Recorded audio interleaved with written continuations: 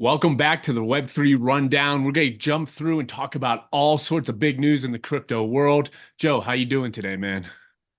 I'm excited. I'm excited. Let's go. Yeah, absolutely. We're going to start with a little bit of a share here, showing off the current Bitcoin price. Bitcoin's been doing pretty good recently. Over the past couple days, we've seen it get close. It's actually right now, as we speak, close to $67,000. Things feel bullish out there. Things feel extra exciting. Joe, actually, when I'm looking at the charts here, Bitcoin really feels to be like the front runner here. And then we look down at Ethereum, kind of lagging a little behind at 2,500. Honestly, I felt like if I saw Bitcoin at $67,000, you would expect Ethereum to be, closer to that $3,000, $4,000 mark. But it seems like Big Daddy Bitcoin's not letting go of the wheel anytime soon. Yeah, definitely a lot of people see that Ethereum usually follows. But Vitalik came out with a big announcement today. I don't know if I have it pulled up, but I could definitely pull that up while we talk about something else later on. But yeah, Ethereum typically performs well when Bitcoin does, and a lot of people think it's not doing well for one reason or the other. I don't know why that is. Yeah, there's been it hasn't followed the major path that we've seen with Bitcoin and Bitcoin dominance. And one of the reasons I think we've seen that Bitcoin dominance is actually the US spot Bitcoin ETFs saw $555 million Mm. in net inflows yesterday. And that's just yesterday alone. I think over the past 2 days, I read over $800 million, and that's the largest inflows we've seen since June. So it really feels like October, we've been talking about it a lot, is really taking shape. We've talked about it within our private community, how we were going to chop through the summer, get through the lowest month of crypto in September, and up only in October into the election. And those ETF inflows are absolutely extremely positive. I want to share my screen again here and talk about one of the biggest pumpers out there of the Bitcoin bags is Larry Fink. He's declaring Bitcoin as an asset class, rivaling it gold as an investment. He's out there absolutely singing the praises of Bitcoin and Bitcoin gold as Bitcoin and being the next, digital gold. Joe, what are your thoughts about Larry Fink and being kind of the one-man salesman right now? Maybe for financial institutions, but Michael Saylor also runs a financial company nowadays, which is that I think he went out and said that he wants to be, not BlackRock, but providing instruments for investors for Bitcoin that otherwise people couldn't, utilize, like utilizing debt to buy Bitcoin in different ways. So he's not the only one, is what I'm saying. But I was excited to see more than one because for a while we've only been seeing a few, but there are more and more is coming on board and with analytics showing that actual inflows. I don't know why they picked today. Probably because they wanted to keep on track with the trend October. But I'm happy for it. I'm happy for it. Yeah, absolutely. Yeah, and we can't discount what Michael Saylor's done for the industry. I mean, that guy's the ultimate giga chad of Bitcoin in the cryptocurrency industry. But this Larry Fink news is, extremely bullish in my eyes, calling it as the next digital gold, talking about how it's going to get to the gold market cap.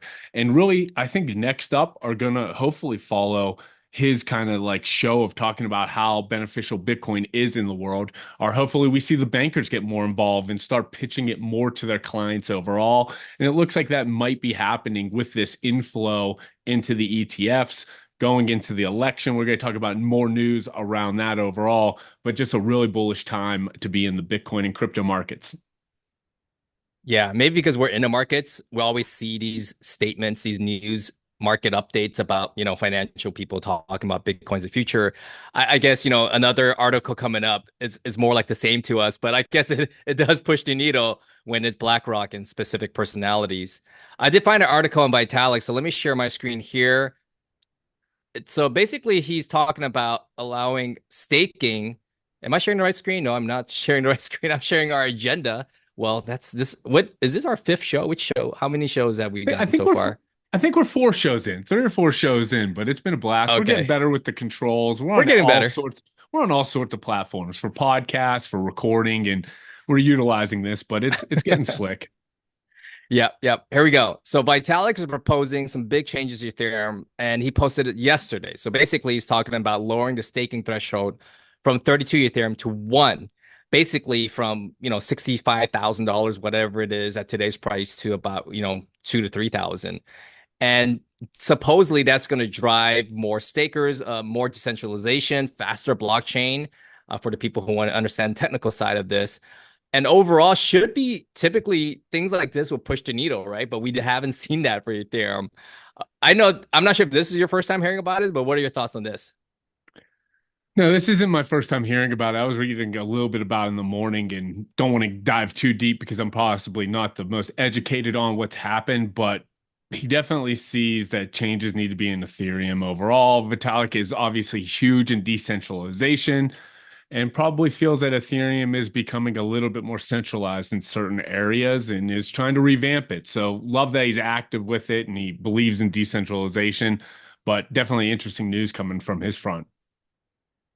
Yeah, I think like a lot of people out there listening, a lot of us have our bags in Ethereum. I know I do, because it's expensive to move. You don't want to move it. And it's, it was part of the 2021 bull cycle for all things, NFTs and meme coins. So definitely something to pay attention to, whether this, goes up or down or into another new layer one, I would say. And, that's a good segue into another breaking news from Grayscale, who is potentially talking about different blockchains. One most notably amongst a lot of my network is one with a DeFi protocol, a coin called Jupiter Exchange. A lot of networks have launched on there. I'm sorry, a lot of protocols have launched underneath Jupe. And then also there underneath this list that's not highlighted is Aerodrome. So it's good to see Solana. So those who don't know, Jupe is part of Solana. Aerodrome is part of Base. Grayscale was the first to launch the Bitcoin ETF back in the not ETF, but a Bitcoin fund back in the days. So it's interesting to see different layer ones on there. I don't know. In this cycle, are we going to see something flip Ethereum? Solana could do it. I mean, they're not that far off, right? No, they're getting a ton of action. A lot of developers are moving over to Solana. Makes sense for a lot of microtransactions, but a lot of these layer ones, layer two solutions are battling out for, who's going to be the cream of the crop. I personally think there's an avenue where we see a lot of these blockchains, and we've talked about this, Joe. We see a lot of these blockchains being utilized in like specific sectors or specific protocols. Yeah. Yeah. Solana, I'm sure we talked about this last week, but Solana's network, about 13% of that's made up of meme coins. More than the rest is why I'm bringing it up. Ethereum, I would like to say it was like 7-8%, and then Bitcoin was 0.15% relative to its market cap. So, not saying to buy Bitcoin meme coins, but it's interesting to see why people are utilizing Solana. Of course, people are utilizing Jupe, as we're seeing on my screen share just at first for DeFi and also for NFTs also. So I definitely see, a lot of uptake in usage, not only for meme tokens, but that is definitely driving the narrative for this cycle. Absolutely. And what's kind of driving the narrative out there is the election. We're getting big news out there about the election. We're going to touch a little bit about it. And this is not a political push for either side. Crypto, in my eyes and Joe's eyes, we've talked a lot, is a bipartisan issue. And I do see a case where whoever wins the election, it's going to be bullish. But it certainly feels like Trump out here is embracing the world of blockchain. And that's with his newest release of the World Liberty Financial Token, WLFI. The website actually crashed after the token went on sale today, Joe. Couldn't handle all of the action that was happening on it and some unique stats out there. I've seen it in a couple different stats, but 220 million tokens, 1,700 unique wallets in the first 20 minutes. The one thing and let's take a look at the chart here. As you can tell, it's a beautiful chart whenever something launches up there, and we're sitting at what? $235 million market cap without even a clear path of exactly what this token and what this project's going to be. But bullish nonetheless that, Trump's token, Trump's family tokens up to over $200 million trading in the first day, in the first 20 minutes. And there is, and correct me if I'm wrong, I believe there's like a 12-month lockup for these tokens. Did you see that at all? I think I recall something of that nature.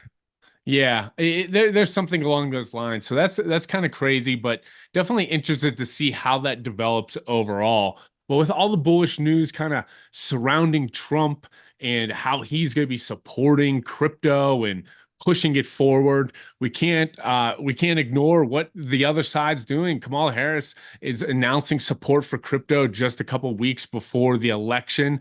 This was a little odd, just the wording overall, and I don't even want to read too deep into it. But in this outlined agenda, it really talked about protecting Black Americans and their digital assets, and just interesting how they worded that overall. You could have kind of did something as easy as, just all people that hold cryptocurrency.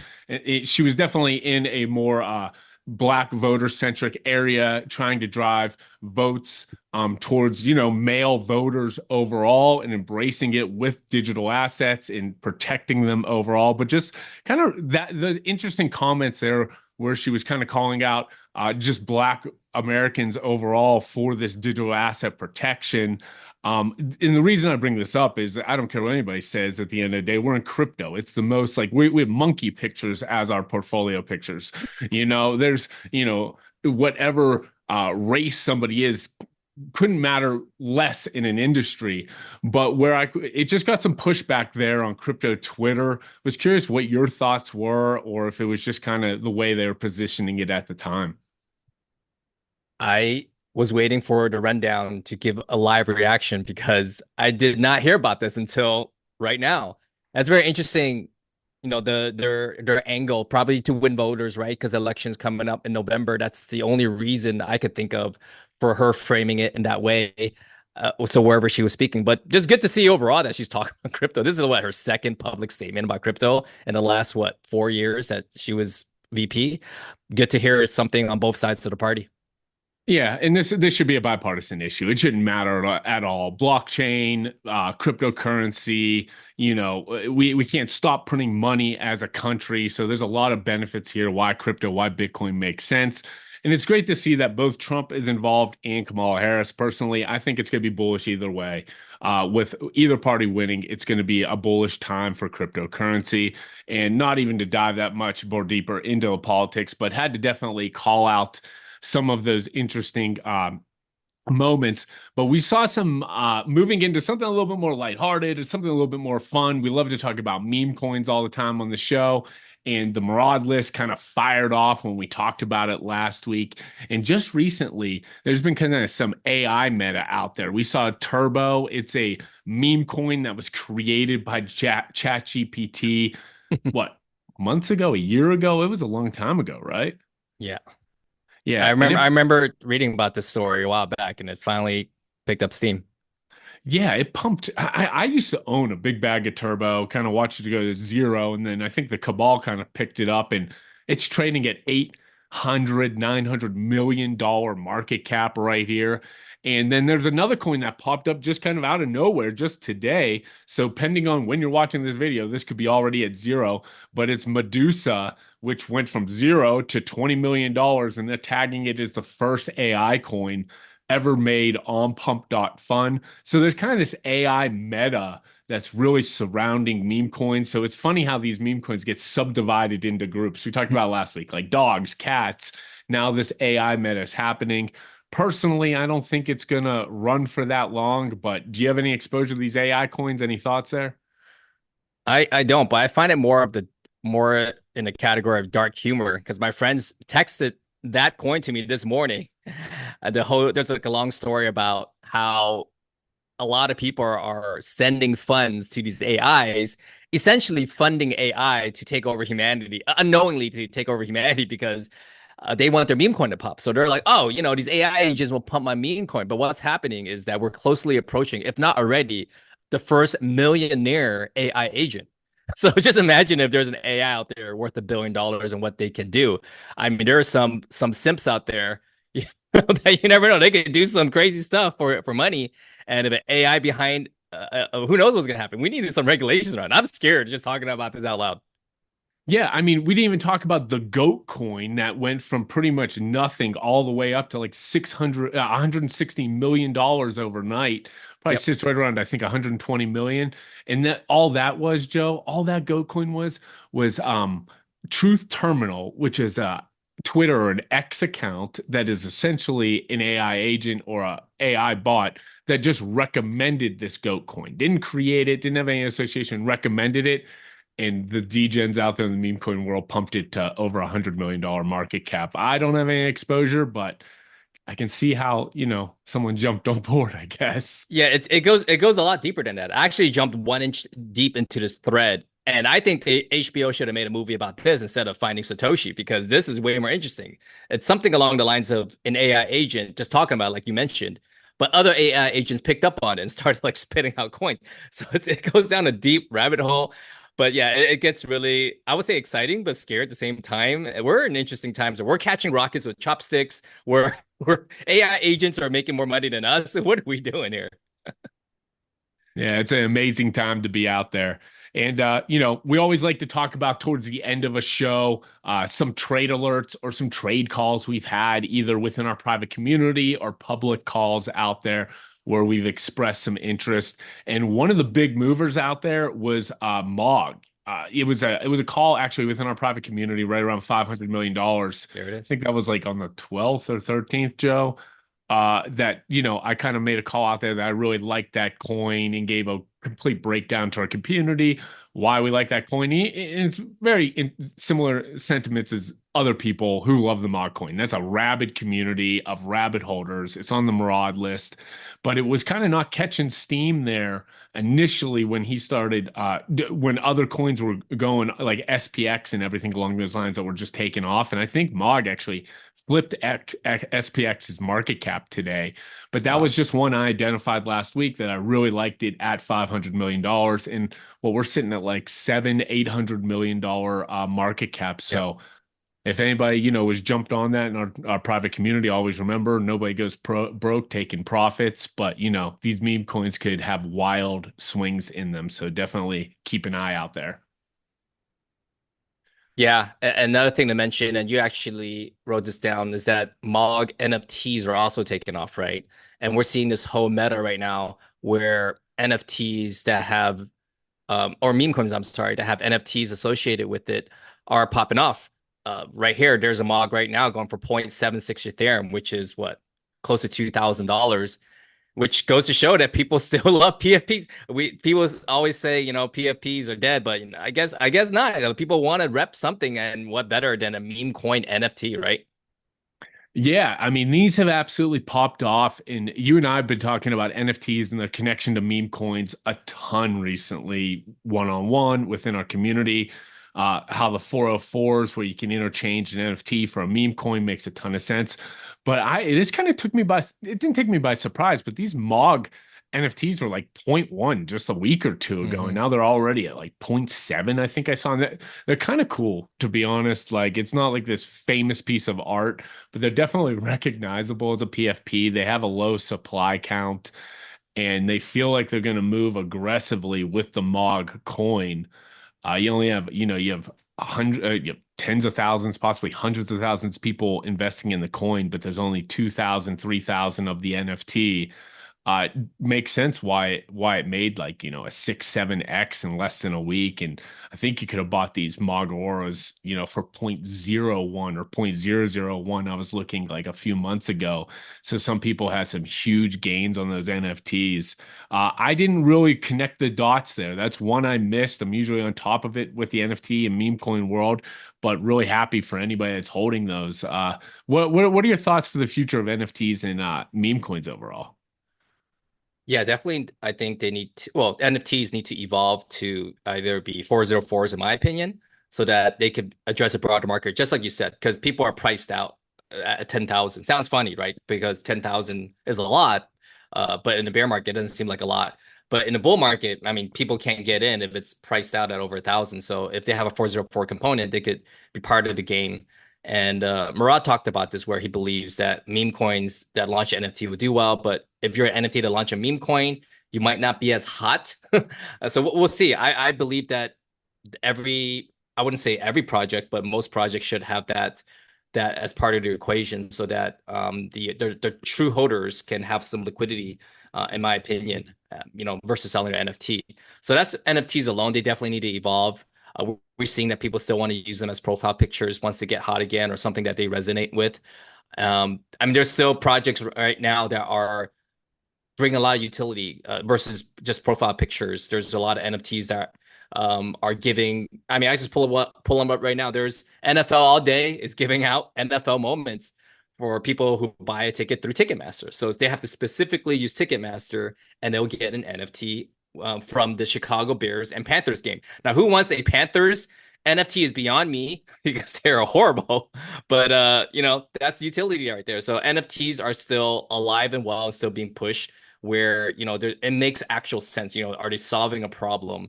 That's still the underlying solution to a lot of issues out there. That's why NFTs took off in the first place, because everyone saw the vision for that. But not a lot of them are taking off. In gaming, we're definitely going to see that by probably within the next year or two be the biggest meta of where NFTs are going to have the biggest impact. I pretty much could put my money where my mouth is there. If there was a gaming index I would definitely buy that in terms of NFTs, a bit riding overall in gaming, for sure. But meme coins overall, I think we're in the mid, if not in the middle, in the beginning of cycle, because like you or like me, hopefully, I'm getting texts from all around, like, hey, what meme coin should I buy? I'm not sure if you're getting those same text messages. Yeah, of course. Getting text messages from everybody. And I just tell them to buy, the majors because they don't have enough exposure to the, real world not real world assets, to the actual majors. And everybody wants to get rich with that next meme coin, which you absolutely can. There's some meme coins out there that tell really good stories and the money's flowing and the attention's flowing. But it's just so important to stay on top of your game because these could literally go to zero in any second. And just recently, well, I think it was just a week or two ago, we gave a call to our community as well, for the American coin or the USA coin that was found, right. Oh yeah, there it is, right there, perfect. And I remember it was right around, it was October 12th, October 13th, and once we got out to our private community, it's right around like 25-30 million dollar market cap, and it pumped heavy all the way up to almost 50-60 million dollar market cap for almost a 2x for everyone there. And it has had a little retrace. A lot of these memes have had that initial pump over the past couple of days and a little retrace, but still sitting at like a 38-39 million dollar market cap. I'm actually bullish on this coin moving closer and closer to the election. Again, it's kind of like bipartisan, it doesn't really matter. It's the American coin, USA coin. It doesn't matter if Kamala Harris wins, Donald Trump wins, but there definitely seems a community that's rallied behind it. The chart looks pretty good overall. One that I'm still a big fan of. Joe, have you dived into any more meme coins recently? I did. I did a deep dive into Pepe, one of the calls that we did. Funny enough, like I didn't notice at the time, but right when Pepe launched, we did a call for it at $70 million, and at the peak, it was close to $7 billion.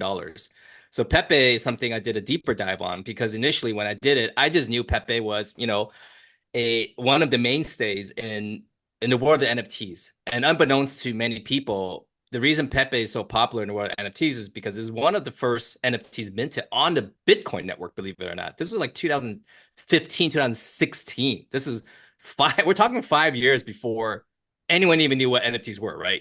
In 2021. And so Pepe was a beloved figure in crypto. Jack Butcher famously did an Pepin edition for those who are in the NFT world. Beeple does, Pepe editions all the time. So it was just known that Pepe was definitely going to be a big meme token. We just didn't know which one because there's Pepe, there's also Pepe coin, which is actually the first Pepe meme coin, but this is the Pepe coin that took off to $7 billion.